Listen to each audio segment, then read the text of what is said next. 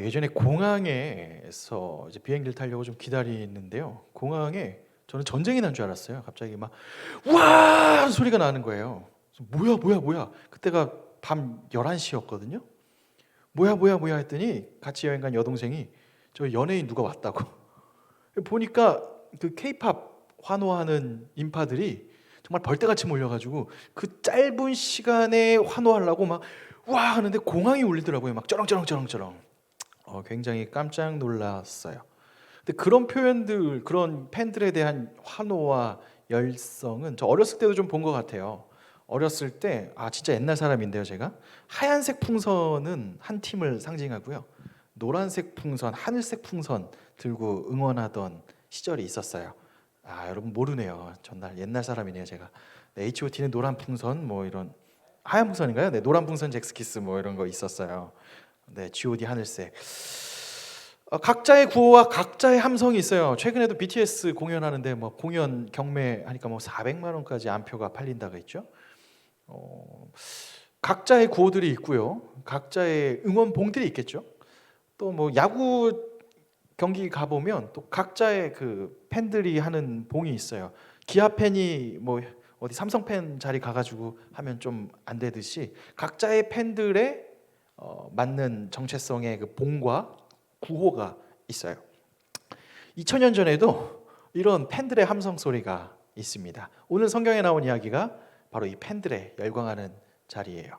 사실 오늘의 성경 본문은요, 1년에 한 번쯤은 볼만한 본문이에요. 왜냐하면 종려주일, 부활절 전주가 종려주일인데 그때 맨날 나오는 본문이에요. 단골 본문입니다. 왜? 예수님이 이제 예루살렘에 입성하시는 본문이기 때문에 그래요. 뭐 어렸을 때부터 교회, 소위 여기서 말하는 교회 고인물이다 싶은 친구들은 이 이야기를 많이 들어봤을 거예요. 예루살렘 예수님이 나귀 타고 갔지 라는 본문이죠. 예수님께서 이 나귀를 타고 이제 예루살렘에 들어가시는 장면인데요. 예수님이 왜 나귀를 타고 들어갔느냐? 뭐 여러 가지 이유가 있겠지만 예수님은 십자가에 예루살렘에 도착하셔서 5일 뒤에 십자가에 달려 죽으세요. 그리고 사람들을 위해서 막 이렇게 죄를 다 지시고 죽으시고 다시 부활하심으로 말미암아 죽은 것을 이기시고 막 이런 기독교 핵심 이야기가 나오게 되는데요. 그래서 이 본문 예수님이 예루살렘에 들어가는 이 여정을 왕의 행진이라고 사람들은 이야기하고 성경에서도 이야기해요. 자, 왕의 행진에 걸맞게 근데 사람들이 팬클럽들이 있었어요. 당시 사람들이 얼마나 있느냐? 6월절 행사 때 보통 모이는 인구가 한 270만 명이 당시에 모인대요. 그 예루살렘에 전 세계에 흩어져 있는 유대인들이 다 모이기 때문에 뭐 모두가 팬은 아니겠죠. 모두 부산에 있다고 BTS 팬은 아니잖아요. 하지만 대충 그 자리에 모인 사람들 뭐 10분의 1 이라고 해도 1%라고 해도 한 2만 7천 명이면 굉장히 많은 인파가 지금 팬클럽처럼 막 와 환호를 질렀어요. 근데 이 팬클럽들의 구호가 있었고요. 팬클럽들의 응원봉이 있었어요. 그 응원봉은 종려나무 가지예요. 와 종려나무 가지 막 흔들고요. 구호는 있었어요. 호산나 호산나.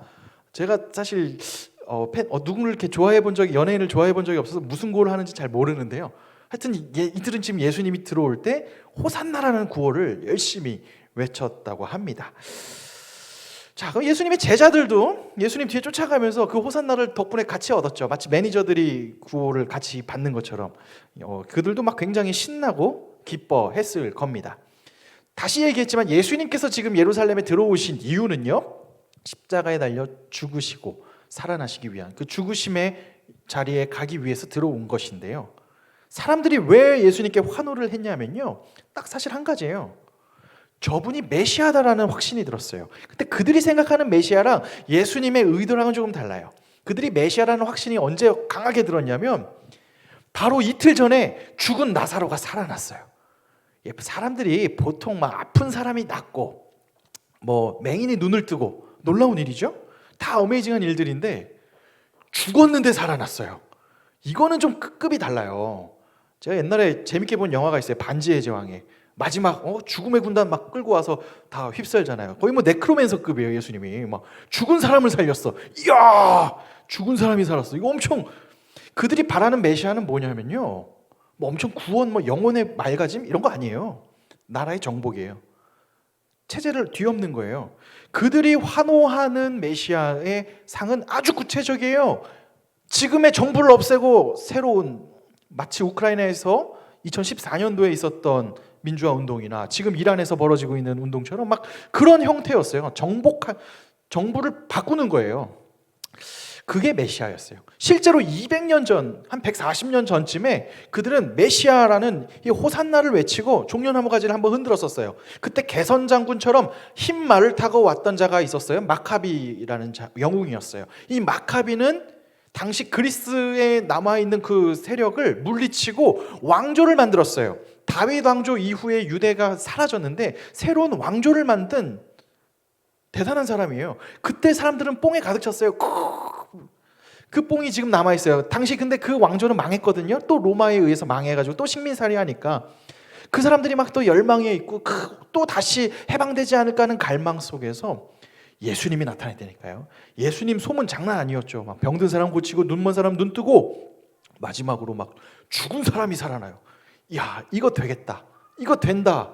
수많은 사람들이 호산나 호산나 외쳤습니다. 이 환호하는 사람들은 지금 그런 생각을 하고 있고, 아까 말했지만 예수님이 들어오신 목적은 굉장히 달라요. 근데 예수님이 무슨 생각을 하든 그들은 관심 없어요. 그들의 관심사는 체제를 바꿀 수 있을 거다라는 기대로 환호했어요. 그렇게 팬클럽이 형성됐고요. 그러면 예수님 뒤에 같이 쫓아오는 제자들은 어떠했을까 해보면 제자들도 그 환호하는 사람들이랑 크게 생각이 다르지 않아요. 왜냐하면 끝까지 그들은 누가 더 크냐를 가지고 싸웠어요. 한마디로 이제 우리가 정부를 새로 세우면 누가 총리를 할 거냐, 누가 넘버원을 할 거냐라는 걸로 계속 싸웠던 걸 보면 제자들 역시 뭔 소리 하는지 몰라요. 예수님이 무슨 말 해도 귀에 안 들어와요. 그냥 지금 중요한 건 환호하는 팬클럽이 저렇게 많구나. 사실 민중들이 환호한다는 것은 살짝만 바꾸면 폭도가 되고 정부를 바꿀 수 있기 아주 쉬운 자리이기 때문에 그렇죠. 그러니 지금 제자들은 모두가 지금 예수님에 대해서 오해하고 있었고요. 환호하는 사람들도 예수님을 오해하고 있었다는 거예요. 오늘의 포인트는 이 오해를 가지고 이야기해 보려고 해요. 우리 이야기로 좀 가져와 볼게요. 우리도 살다 보면 이해가 안 되거나 오해로 시작되는 경우가 굉장히 많아요. 마치 예수님이 들어오시는 것을 새로운 왕조 창조로 오해했던 제자들이나 사람들처럼 말이죠. 여러분 어렸을 때 혹시 부모님이 공부하라는 잔소리를 한 번쯤은 들어보신 기억이 있으신가요? 없으신가 봐요. 저는 어렸을 때 막 이를 갈고 제가 컴퓨터를 거실에 뒀는데 아버지가 방에 있던 컴퓨터를 뺏겨서 거실로 갈 때 이를 갈면서 내 아들에게는 무제한의 컴퓨터 게임을 해줘야겠다는 작심을 했는데 지금 전 더 해요. 막 공부하는데 옆에 같이 앉아서 막 성경 써. 똑바로 해. 8살인데 가혹행위를 하고 있어요. 네. 참 어렸을 땐 부모님이 왜 공부하랬는지 이해가 전혀 안 됐어요. 근데 키워보니까 이해가 돼요. 어렸을 때 또 부모님이 막 일하시고 막 하고 막 그런 얘기 하잖아요. 공부가 제일 편하다. 그때 막 몰랐어요. 돈 버는 게 제일 편할 줄 알았는데 돈 벌어보니까 공부가 제일 편해요. 지금 누군가는 또 이제 졸업하신 분들은 뼈저리게 느끼시고 계시겠죠. 또 이거 아직 결혼을 해보셔서 자녀를 출생하시게 되면 어머니 아버지의 위대함을 느껴요. 와, 이걸 어떻게 참지? 부성애와 모성애는 그냥 타고난 게 아니구나라는 걸 또 느끼면서 그때는 몰랐고 오해했던 것들이 나중에 깨달아지기도 해요. 신앙생활도 마찬가지예요. 신앙생활도 오해를 많이 합니다. 교회에서 만나는 사람들이 마치 천사라고 생각하는 오해를 가진 사람들이 있어요. 교회를 가면 모든 게 용납돼서 다 천사 같은 사람들이 있을 거야. 엄청난 오해예요. 천사면 여러분 있으면 안 돼요. 그죠? 일단 여러분 있으면 안 돼요. 그죠? 여러분 있어서 일단 탈락이에요. 그죠? 우리 교회는 탈락이네. 그죠? 여긴 천사가 있는 곳이 아니에요. 그냥 거기 있던 걔네가 여기 그대로 있어요. 장소만 옮겼을 뿐이에요. 굉장히 근데 사람들은 교회에 대한 엄청난 환상과 오해를 가져가지고 어떻게 교회 다니는 병준 형제가 나한테 야라 그랬어. 거기 뭐 상처받아. 그럼 야라 그러지 뭐라 그래. 뭐 이런 것들에 굉장한 천사급으로 다 착각하기도 합니다. 그렇지 않아요. 교회에 대한 오해도 있다면 예수님에 대한 오해도 있어요. 예수님에 대한 오해가 보통 오해에서 시작되는데 보통 이제 간절할 때 기도 열심히 하잖아요. 수능 전에 기도하고 뭐 자격증 시험 전에 취업 전에 막 이렇게 쫄릴 때 연애 안 될 때 막 차일랑말랑 밀당 될 때 막 기도하고 가끔 나가기도 하잖아요. 그럴 때 막 믿음이 좋다는 것도 오해예요. 누가 소원을 잘 이뤄줬는가를 가지고 믿음이 좋구나라는 오해도 해요. 그래서 흡사 예수님을 램프의 진이 현실판 정도로 생각하는 경우도 있어요. 그게 틀리지 않죠? 그냥 그렇게 생각할 수 있어요. 종교는 원래 램프의 진이잖아. 세련된 램프의 진이. 이렇게 램프 대신에 그냥 십자가 앞에서 기도 간지나게. 그러면 이제 소원을 말해봐 정도로 오해하기도 합니다. 마치 예수님의 제자들처럼 말이죠. 왕조 창조로만 알았던 제자들이 3년간 쫓아다녔는데 몰랐잖아요. 그럼 이 제자들은 어떻게, 여기서 중요한 거예요. 어떻게 걔네들이 예수님의 진짜 의도를 알게 되었을까요? 오늘 성경 16절 요 한 구절의 이야기예요. 16절 말씀 같이 한번 다시 읽어볼게요. 시작. 제자들은 처음에 이 일을 깨닫지 못하였다가 예수께서 영광을 얻으신 후에야 이것이 예수께 대하여 기록된 것임과 사람들이 예수께 이같이 한 것임이 생각났더라. 오늘 성경 본문을 보면요, 예수님이 그들과 같이 왔을 때 제자들은 전혀 몰랐어요. 이 일을 전혀 깨닫지 못했어요. 그러니까 예수님이 잡히시는 날 밤에 제자들은 다 도망쳤고, 가룟 유다는 이거 예수님 각 안 나오니까 30냥이라도 돈이라도 벌자 하고 팔아버렸고요. 그러니까 사람들도 막 호산나 호산나 외치다가 아닌 것 같아 하니까 저 강도 바나바를 풀어주고 예수를 죽여라라고 막 폭도로 변했어요. 막 팬클럽들이 갑자기 막 돌을 던지는 자들로 바뀌었다는 거죠. 그런 전혀 몰랐던 사람들이 어떻게 예수님을 알게 되었는가? 성경 하반부엔 얘기 나와요. 예수님께서 영광을 얻으신 후에야 생각났다라는 얘기를 해요. 예수님께서 영광을 얻으셨다는 것, 십자가에 달려 죽으셨다가 사람들이 그래서 모두 끝났다고 생각했는데 부활하셨어요. 부활하시고 나서 예수님이 제자들에게 다시 나타나셨어요. 예수님께서 부활하시고 나타나셔서 제자들에게 말씀을 해주시고 하늘로 올라가시면서 성령을 너희에게 허락하신다고 이야기를 하셨죠. 제자들이 예수님의 부활을 목격하고 성령님이 그들에게 임재하시자 비로소 그들은 자신의 생활과 자신의 삶들과 예수님과 함께했던 그 모든 시간들이 재해석되기 시작합니다. 그전에는 딴 생각이었어요. 동상이몽이었어요. 전혀 다른 생각만 하고 살았는데 성령님이 임재하시게 되자, 예수님의 부활 이후에 성령님이 임재하시게 되자 그들은 과거의 사건을 다시금 해석하게 된 것이에요. 요한복음서 14장 26절은 이런 말씀을 하고 있어요. 같이 한번 읽어볼게요. 요한복음서 14장 26절 말씀입니다. 시작. 보혜사 곧 아버지께서 내 이름으로 보내실 성령 그가 너희에게 모든 것을 가르치고 내가 너희에게 말한 모든 것을 생각나게 하리라. 성령님께서 이렇게 생각나게 하셔요. 실제로 사도행전 2장에서 그들이 다 성령 충만함을 받게 되자 도망치던 제자들, 예수님을 모른다고 하고 배반하고 다 숨고 예수님에 대한 동상이몽이었던 사람들이 감옥에 갇히는 것을 두려워하지 않고 땅끝까지 복음을 증거해요. 목숨이 잃어지는데 상관없이 그냥 예수님을 증거해요. 여러 분야에 가서 다 예수를 증언하는 삶을 살게 됩니다. 그것은 그들이 엄청난 초연한 의지를 가지고 니체가 말한 초인과 같은 힘을 가지고 갔느냐? 전혀 그게 아니라 원래 그냥 이상한 애들이었고 다 오해였지만 성령님이 임재하시자 그들이 변화되었다는 것이에요. 예수님 즉 예수님 당시 입성 당시에는 예수님의 뜻을 제자들이 알았는가? 몰랐어요. 전혀 몰랐어요. 완전 딴 생각 품고 있었어요. 그런데 어떻게 그들이 그러면 예수님을 알게 되었는가? 성령님이 임재하시자 성령님이 역사하심으로 말미암아 다시금 예수님과 그들이 함께 왔던 시간들이 재해석되기 시작했고요. 비로소 그들은 그 예수님의 복음을 증거하는데 인생을 걸게 되었고 오늘의 교회가 형성되었어요. 오해가 재해석되는 여정 중에 가장 중요한 포인트는 성령님의 임재, 예수 그리스도의 부활을 목격하고 성령님의 내주하심에 있었어요. 자, 이제 우리 이야기로 가져올게요. 우리도 마찬가지예요. 아까 말했지만 부모님에 대한 오해도 많겠죠. 전혀 몰라요. 그때 가봐야 알겠죠. 근데 신앙생활과 교회생활도 오해가 굉장히 많아요. 근데 이 오해가 우리에게 소망을 줍니다. 지금 이 본문의 말씀은 우리에게 굉장히 희망을 줘요. 왜? 지금 우리도 예수님의 제자들처럼 대부분 몰라요. 잘 모르고 오해할 수도 있어요. 아직도 우리는 천사들이라고 착각하고 오해 속에 그런 좋은 환상이잖아요. 착각을 가지고 살 수도 있어요. 얼마나 좋아. 그러나 모든 것이 오해가 있다 할지라도 성령님의 도우심으로 말미암아 언젠가 우리가 다시 제자들처럼 깨닫게 될 수 있다는 것을 오늘 본문을 통해서 말씀하시고 있기 때문이죠. 그렇다면 우리는 무엇을 해야 될까? 세 가지를 기억해야 돼요. 첫 번째는요. 괜찮아요. 이게 중요해요. 괜찮아요. 여러분 괜찮습니다. 오해해도 괜찮아요. 예수님의 제자들은요 3년 동안 쫓아다녔어요.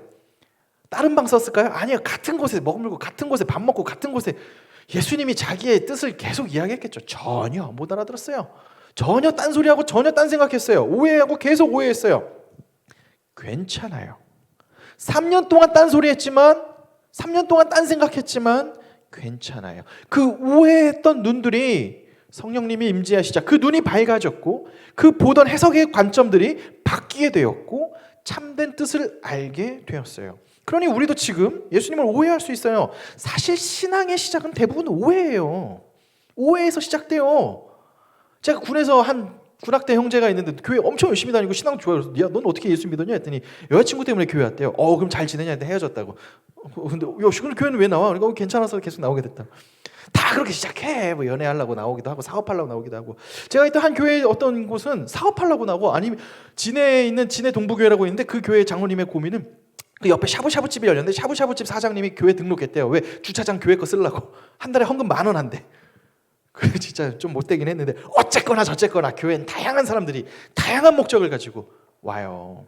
비즈니스 하러 오기도 하고요. 보험 팔러 오기도 하고요. 연애하러 오기도 하고요. 뭐 취미생활 하러 오기도 하고요. 그냥 같이 놀라고 오기도 하고요. 심심하니까 오기도 하고요. 괜찮아요. 근데 여기서 중요한 건요.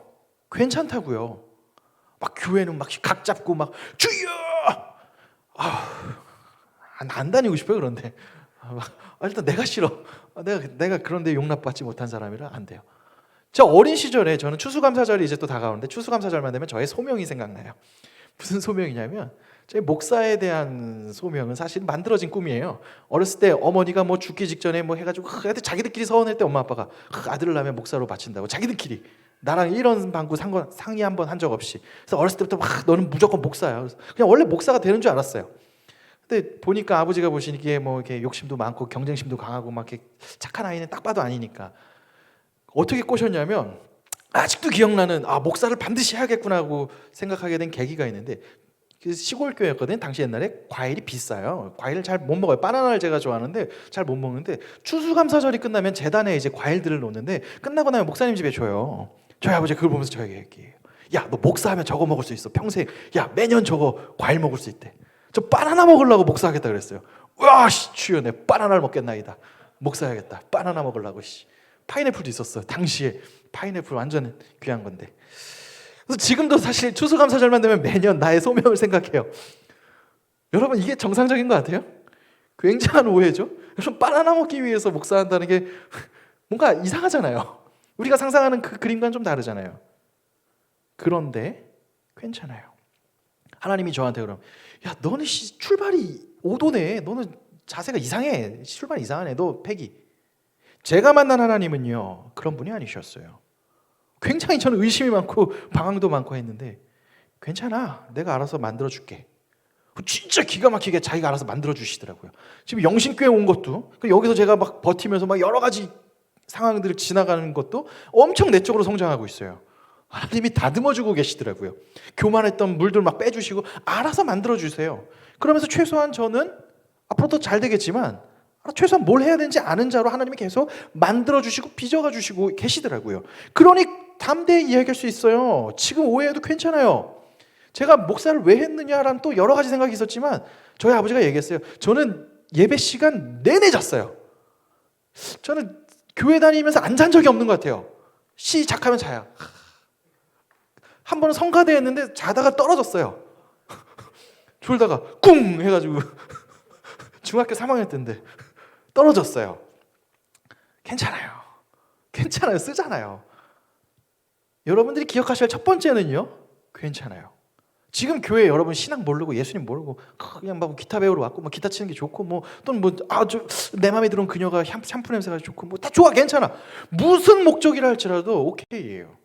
호산나 했던 제자들이 딴소리 다른 마음을 품었지만 괜찮았던 것처럼 우리가 기억해야 할 첫 번째는요.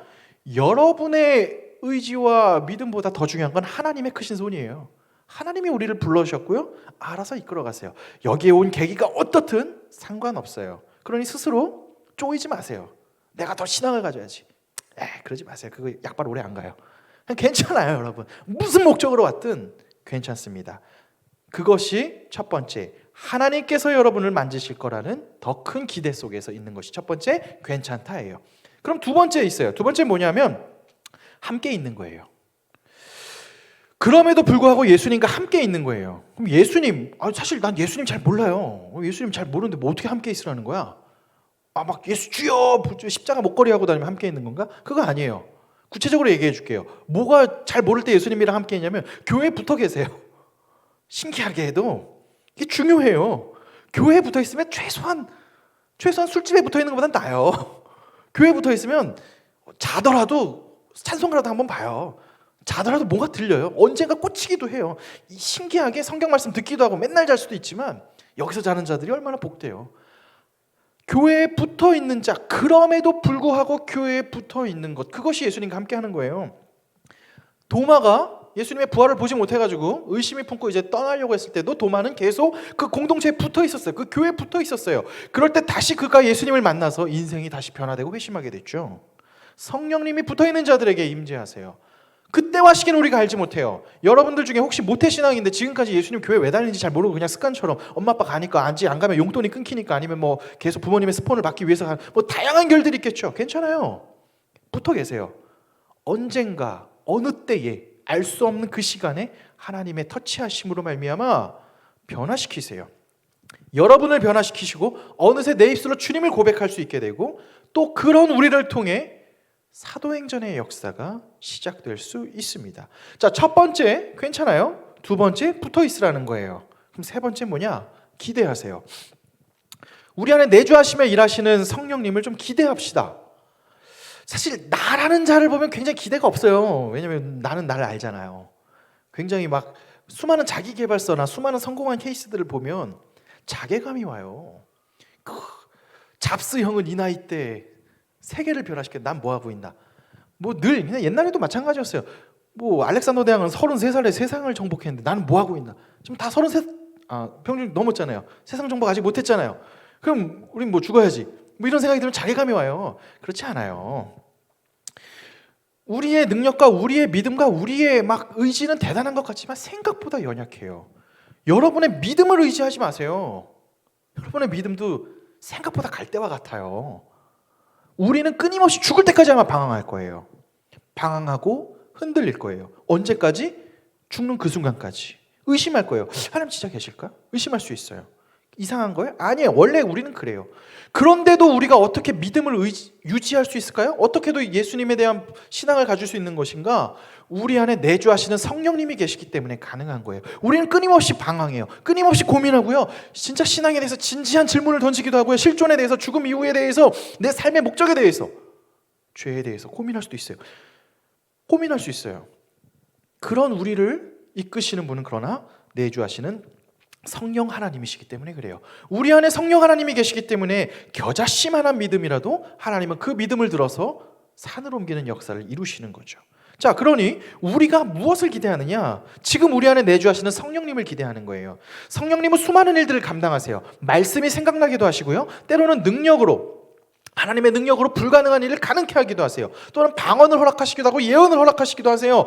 성령은 수많은 사역들을 하지만 그 모든 사역들이 귀결되는 것 단 한 가지는 성령의 가장 중요한 사역은 예수님이 누구신지 알게 하는 거예요.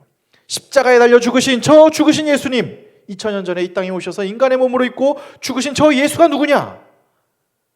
이 세상에 우리를 구원하시기 위한 메시아 예수요, 나 같은 죄인을 구원하신 예수님이시요, 아무 자격 없는 나를 하나님의 자녀로 삼아주신 예수님, 어린 양 예수, 이 예수님을 알게 하는 것이 성령님의 역사하심이에요.